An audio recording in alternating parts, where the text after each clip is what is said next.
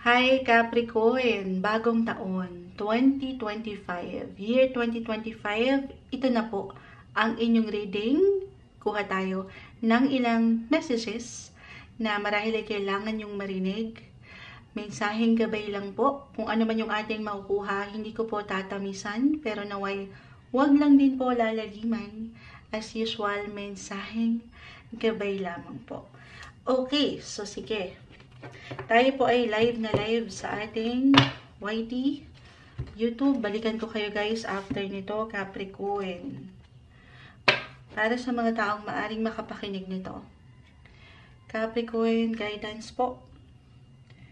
Kailangan marinig ng mga taong maaring makapakinig nito. Kung meron kayong placement ng Capricorn sa inyong chart, natal chart, pagdating sa astrology, Sun, Moon, Venus, Rising, pwede nyo rin po itong pakinggan. Para sa mga Capricorn 2025, ano pong maiwan natin para sa kanila? Message. Guidance po para sa mga taong ito. Mensaheng gabay, ayan, tumatalon. Pagdating sa kanilang buhay ngayong bagong taon, trabaho, pera, pamilya, pag-ibig, we'll see. Mensaheng gabay po para sa mga taong ito. Capricorn 2025, anong kailangan nyo marinig? Guidance po. Capricorn. Okay. So, kumpul. Gusto ko pang mag-add. Kumpula na silang bumabagsak. Capricorn. Guidance po para sa mga taong ito. Naway tayo po ay naririnig sa YT. Okay, ayan na po. Sige po, isa-isahin muna natin. The King of Pentacles. The Moon is in reverse. Page of Pentacles reverse. Knight of Cups. Five of Swords reverse. So nakakakuha tayo guys ng ilang reversal cards or ayan, nakabaliktad sila. Pero hindi po ibig sabihin ay hindi na agad okay. Okay? Meron lang po itong kalakip na mensahe. The King of Swords, Six of Swords, lahat sila ay in reverse. The Ten of Cups. Again, meron po itong kalakip na messages. Lalo pa kung i-relate natin sila sa isa't isa. Eto na tayo, unang-unang umangat dito. Agad-agad, King of Pentacles, kayo to. Yung inyong pagiging leader, okay, or boss-like as a Capricorn. Usaping trabaho, karera, andito po. Lumalakas. Alin? Yung enerhiya para higat nyong mapaangat yung resulta na gusto nyong makita. Yung kita, okay, sa negosyo ba ito especially?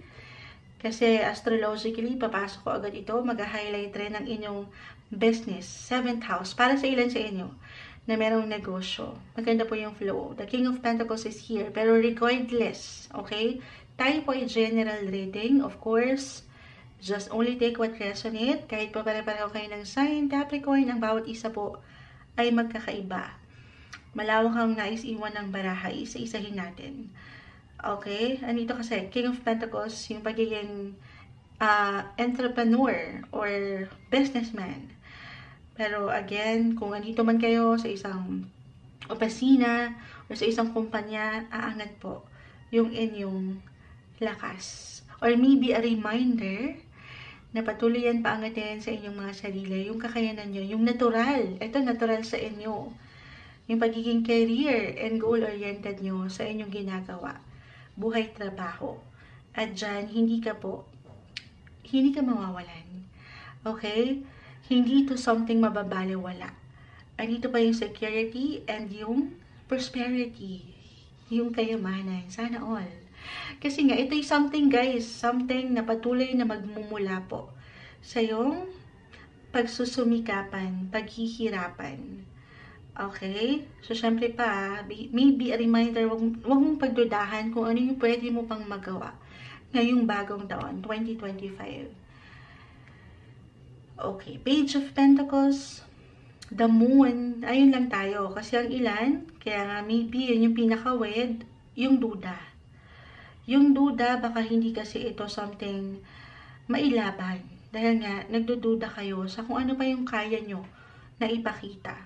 So, paangatin din po yung kumpiyansa na meron kayo sa inyong sarili. Or, for some of you, baka meron ng, eto, hindi kailangan mag-apply agad. For some of you na merong ilang pinagdaanan, buhay, negosyo tayo guys, trabaho, na hindi ganun kadali. Parang may ilang changes or patuloy na parang may pagbabago kayong nararamdaman or paglilipat. For some of you, at dito, naiwanan na kayo nung doubt, sabi ko nga, nung duda, or even nung pag-aalala, yung takot.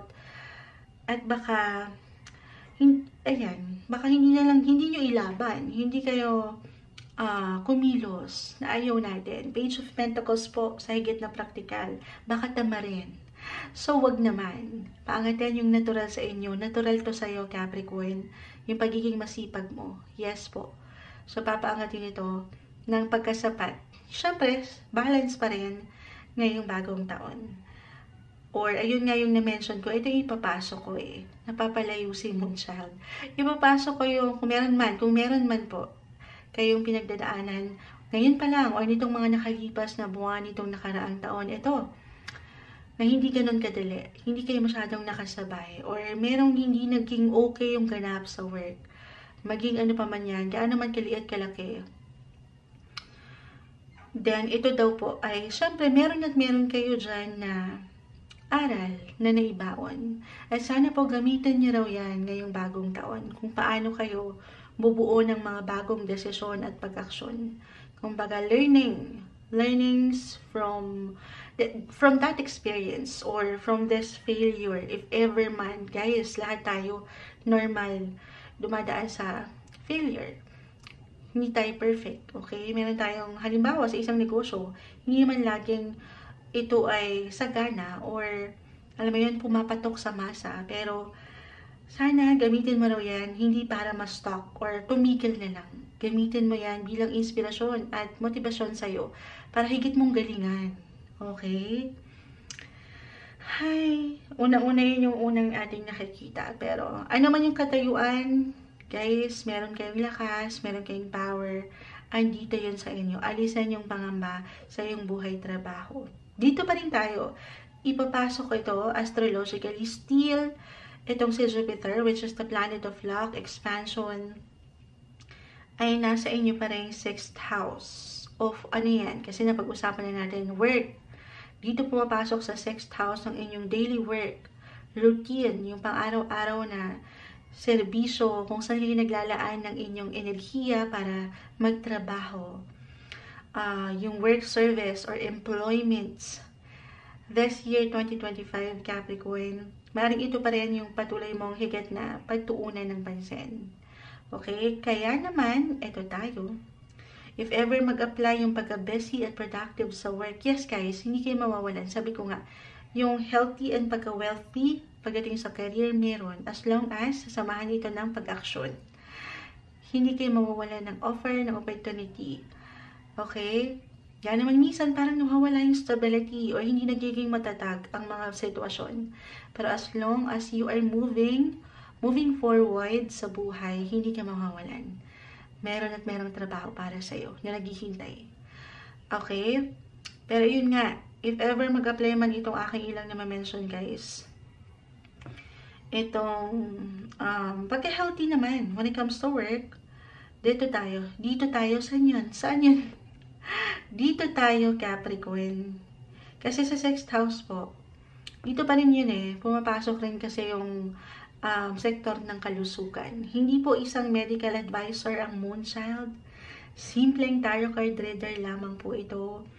Ito pwedeng kusang umangat sa inyo mismo or hindi nyo masyadong mapuna dahil nga sa sobrang busy sa trabaho or sa ilang gawain. Yung service na hindi madali. Health-wise, it could be physically, mentally, emotionally. Again, maaring kusa or hindi kusang aangat to sa inyo. Pero, for some of you, again, napakalawak na iniiwan ni Moonchild. Hindi lahat kailangan mag-apply sa inyo. Pero very important, marahil ito na kailangang marinig, to check in on your health. Okay? Ito yung best year ito. Although, every year naman talaga dapat pinapangalagaan natin ng katawan. Pero take advantage itong planetary transit ni Jupiter sa inyong 6th house. Kasi kung higit yung bibigyan ng extra focus, attention ang inyong pangangatawan, again, physically, mentally, emotionally, Jupiter, bibigyan kayo niya ng biyaya. Yung pagka-healthy. This is the good or best year to do general or medical check-ups.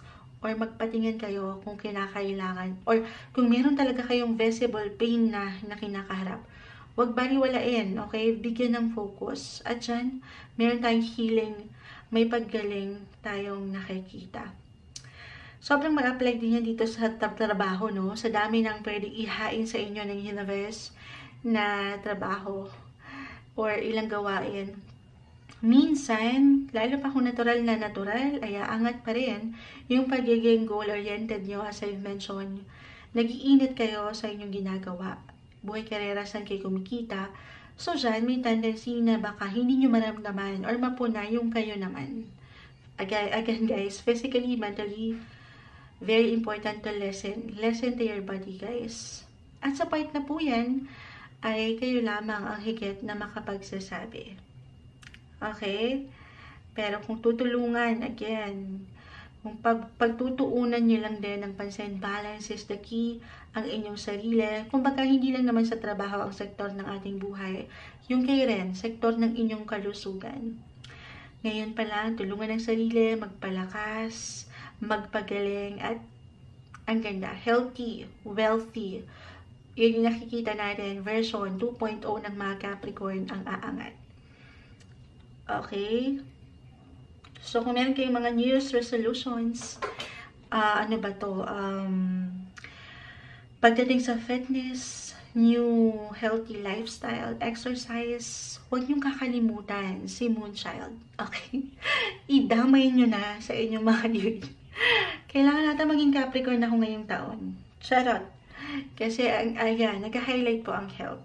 At healthy yung ating nakikita. As long as, lalo pa, kung hindi nyo ipagsasawalang bahala ang inyong nararamdaman. Pero meron at meron pong improvement pagdating sa inyong kalusugan. I-claim na natin yan. Okay? Lalo kung yung awareness po.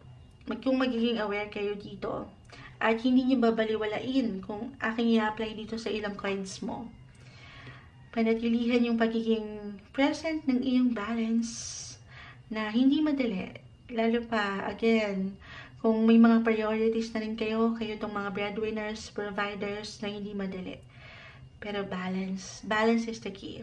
And you will be in good health this 2025 Capricorn. So, yung pinaka nakuha natin ay pagdating sa inyong mga personal health. Personal health patungo sa inyong mga personal growth na pwedeng ihain sa inyo. Patuloy na growth, guys. Siyempre pa, wala namang perfect. Kaya nga, mahirap i-balance ang buhay. Pero, sapat na tiwala na ito'y magagawa, Capricorn. Okay, dito tayo, other messages. Okay. Ano pa ba? Nag-break kasi tayo, nag-post tayo ng bahagya. Buhay, pag-ibig, relasyon. Dito na tayo. Biglang napaano si Moonchild. Meron ako nakikitang guys. Pag-aayos. Okay? Meron gustong maiayos. Reversal po yung energy natin nakikita. So, definitely, pwede itong mag-apply sa'yo. Or sa yung person. Person of interest. Ito'y, halimbawa lamang. Pagdating sa inyong mga ex-partner, okay, ex-person, merong magbabalik para sa ilan sa inyo. Lalo pa yung mga ilan sa inyo na nagkaroon ng conflict, tension sa mga nakaraang ito na hindi naging madali. And this time, meron at merong susubok. Lalo pa rin kung this is something na hindi nagkaroon ng closure. Ayan, sumasang-ayon. Ang ilang ingay, patawarin po, daytime kasi tayo. Hindi nagkaroon ng magandang pag-ayos, pagtatapos. In this time, parang merong someone na magbabalik para sa ilan sa inyo. Okay? At for some of you, ito pwede nang mag-apply 2025 para sa lahat, no matter what your relationship status. Maaaring maramdaman nyo or makaramdam kayo na parang suddenly it's magic. Ganun. Parang mag-i-spark. May pag-aayos tayong nakikita. May gustong iayos. May renewal. Okay? Ayan, no? Sumasang-ayon ng ilang ingay sa paligid. May ilang ingay. May patawarin. Kahit dito sa ilang distractions ng buhay, pero gusto ka nitong ilaban this time. Ngayong taon. Gusto nitong alam mo yun, magkaroon kayo ng peace of mind sa inyong pamilya. Ayan. The Ten of Cups. Lalo pa again, nagkaroon kayo ng disconnection or disagreements, nawala yung attachment, and this time, gustong makabawi. Okay? Maring para sa ilan, 2025, meron na kayong mapagtatanto sa inyong mga sarili na ay, eto na yun eh. Oo. Siya na to. Sino? Ang inyong mga knight in shining armor, maring natagalan nga to para sa ilan. The Knight of Cups reverse. Kasi nga, reversal yung energy, guys. Baka sa kanyang buhay, ay hindi pa siya naging handa sa inyo. Or hindi pa naging handa ang universe para kayo ay pagtagpuin. So, perfect timing 2025. Meron tayong nakikitang pag-angat ng soul connection po. Soulmate connection. Yung matatawag niyong destiny. Ang tamis moon siya. Pero again, sabi ko nga sa inyo, reversal man yung nakukuha natin. Ayan, may ilang reverse cards. Pero hindi ibig sabihin ay hindi na agad okay. Para sa ilan sa inyo, hindi po imposible na merong merong hihingi ng tawad para sa ilan na merong pinagdaanan na. Huwag natin ipilit, guys, yung ilang senaryo na hindi para sa atin. May hingi ng tawad, may babawi, at dito magkakaroon ng renewal, or meron talagang proposal. Single, it could be about love proposal, at para sa ilan na nagiging handa na, magiging handa na sa isa't isa, maaring makapag-decide na kayo. Together, couples, attached, na lumagay sa tahimik, merong ikakasal. Marriage. Okay? There's 2025. Marriage proposal. Lalo kung pinagtibay na po kayo ng panahon at ng ilang pagkakataon, parang andito na yun eh. Yung ilang laban, the Five of Swords, yung ilang tampuhan, the Knight of Cups reverse, yung hindi pa pagkahinog sa inyong relasyon, the Page of Pentacles, yung pagiging immature natin minsan, pero this time, ayan o, ayan naman yung, may love birds. Kanina pa, bumabalik-balik po sa aking bintana ang ibon. Tuwing umaga tayo ay dinadalaw, pero hindi ko mapakita sa camera eh. Oo. Pero ito yung maangat, may kilig, may spark po. At dito, meron kayong maaaring buuing decision. And it could be a major, big decision ngayong taon 2025. Sige, add pa tayo ha. Mula dito sa ating ilang napag-usapan, Capricorn, ano pang kailangan marinig ng mga taong ito? Capricorn, 2025 po. Uy, may umangat na. Add pa tayo. Ano pong kailangan marinig ng mga Capricorn this year? Okay? Scorpio. And the 5th house. Yung energy ng Scorpio po, hindi kailangan mag-apply sa inyo mismo. Pero yung enerhiya ng Scorpio, ito na yon. Alam yun? Sa 8th house po yan. This is about transition, transformation, rebirth, renewal, para kayong ipapanganak ulit sa isang relasyon. 5th house of love life, passion. Aangat yung love on fire. Yes po. Dito rin, ito hindi kailangan mag-apply para sa lahat. Pero maaring this year, meron tayong baby blessing na nakikita. Maaring merong magbuntis. ito lamang po ay para sa ilan. Okay, sa 5th house dyan pumapasok yung. Kung hindi mag-apply sa inyo mismo, maaring ito po ay mag-reflect sa ilang miyembro ng pamilya. Or, kung meron na kayong kids, maaring higit nyo rin silang higit na ano na yun, moonchild. Higit nyo silang bigyan ng focus this year. Okay, at dito makakabuo kayo ng mas healthy partnership or relationship kasama ang mga bata or ang pamilya, or a reminder na ito para higit nyong pagtuunan ng isa't isa ngayong taon. Kasi the 10 of Cups po, reverse. So, hindi naging madali po ito para sa ilan. May ilang glitch, may ilang distractions, may ilang chaos, the 5 of Swords. Pero again, I know matamis ang iniiwan ni Moonchild. Marahil isang indikasyon ito na papaangatin nyo or mapapaangat ng kusa ang pagmamahal. Okay, light and love. 5th house, this is also about fun, enjoyment. Okay, magsaya rin sa inyong mga paraan. Spend more quality time pagdating sa inyong mga mahal sa buhay. There are always ups and downs sa buhay. Sabi nga nila, lalo pa sa usaping relasyon. Scorpio, this is in the 8th house. Yung energy ng Scorpio, guys, dito rin po pumapasok. This is also an indicator ng sabi ko nga, endings, pero merong renewal. Dadaan kayo, kung aking i-apply po, along with your other cards, itong energy ng Scorpio, para bang, parang nagsisimula ulit kayo sa una. Okay? Ganon, yung enerhiya. Para dito sa, mas tatatag sana ng inyong samahan. Tiwala lang. Lalo pa kung meron talaga kayong pinagdaanan nitong mga nakalipas na buwan or na taon. Lalo kung ngayon pa lang, okay, para sa ilan sa inyo na hindi nagiging maganda or madali yung flow pagdating sa relationship. Okay, i-claim na natin to. Ngayon pa lang, tiwala na malalagpasan and your relationship will go a lot smoother than last year. Ito, 2024, itong mga nakalipas na buwan. Kasi 2024 pa ngayon. Ayan, naguguluhan na si Moonchild. Nire-record natin ito, advance tayo mag-isip. Pero, ayan oh. Ayan. Guys, i-add ko to. Ano yun? Kasi sa 6th house, bilang mag-highlight pa rin yan sa inyo, especially in the first half of 2025, may ilang doggies. Sa 6th house dyan pumapasok ang pets. Okay, baka higit, lalo pa yung mga pet lover. Addition na lang naman to, bilang kasing may may doggies. Kung meron kayong mga pets at kayo mahilig sa mga pets, baka bigyan nyo sila ng extra focus this year, 2025. Or, why not?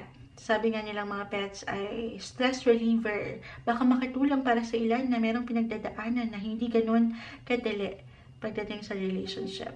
Pero aking uulitin, mas makakaramdam na kayo ng kagaanan. Okay? At mas makikita mo na rin sa iyong sarili, Capricorn, yung halaga mo. Okay? Or maybe, ito na yon, yung message din na marahil kailangan yung marinig, yung pagka-healthy sa relationship, tanging kayong higit na makakakita niyan, makakaramdam. Siyempre pa, just don't settle for anything less than you know you deserve. You deserve nothing but the best, Capricorn. Okay? Lagi yung i-remind sa inyong mga sarili. Kuha na tayo ng pinaka-advice mula dito sa ating ilang na pag-usapan, Capricorn. Anong kailangan yung marinig? 2025, Capricorn, mensaheng gabay po sa mga taong ito. Capricorn. Guidance, ayun na, may umaangat dito. Let your fears dissolve.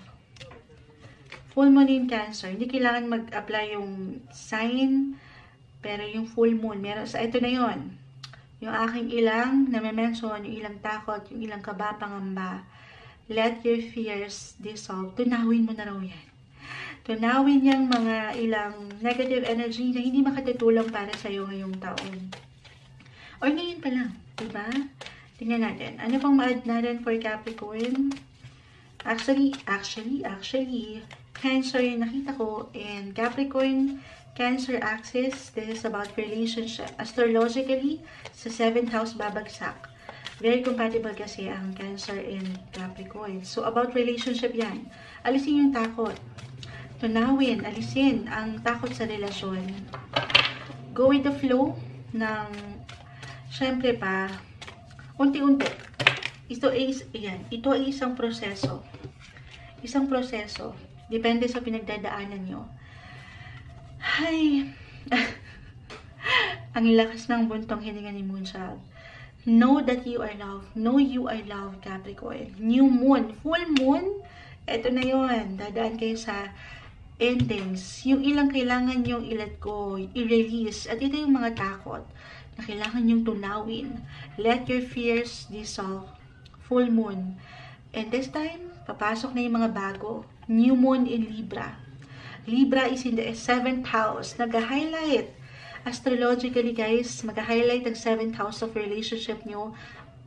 Especially second half of 2025. 7 is about relationship, partnership. Kung single kayo, may magandang flow sa negosyo, sabi ko nga, or marriage. Merong kakasal, merong something, love proposal. Know that you are loved, Capricorn. Ito yung umaangat na mensahe para sa inyo. Mensaheng gabay lamang po ngayong bagong taon 2025, Capricorn.